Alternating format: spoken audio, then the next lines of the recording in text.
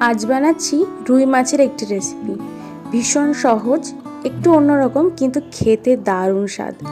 প্রথমে মাছগুলোতে নুন, হলুদ আর কাশ্মীরি লঙ্কার গুঁড়ো দিয়ে ভালো করে ম্যারিনেট করে রাখবো কিছুক্ষণের জন্য।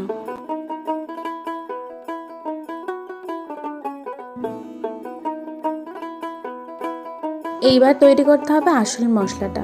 তার জন্য প্রথমে আমি কিছুটা সাদা সর্ষে, কিছুটা রসুন, আদা, কাঁচা লঙ্কা, ধনেপাতা আর সামান্য নুন আর জল দিয়ে ভালো করে মশলাটা পেস্ট করে নেব।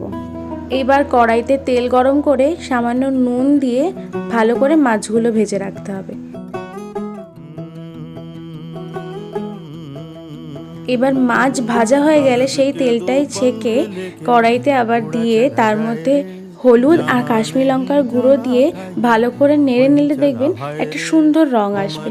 তার মধ্যে আগে থেকে বেটে রাখা সেই সর্ষে, কাঁচা লঙ্কা, তার মধ্যে টমেটো বাটা, সামান্য ধনের গুঁড়ো আর জল দিয়ে ভালো করে কষিয়ে নিতে হবে।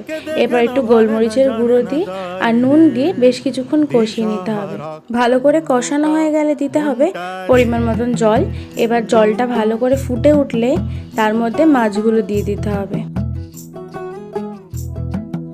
বেশ কিছুক্ষণ ফোটানোর পর গরম মশলা আর ধনেপাতা কুচি দিয়ে নামিয়ে নিয়ে গরম ভাতে পরিবেশন করুন রুই মাছের এই মশলা কারি।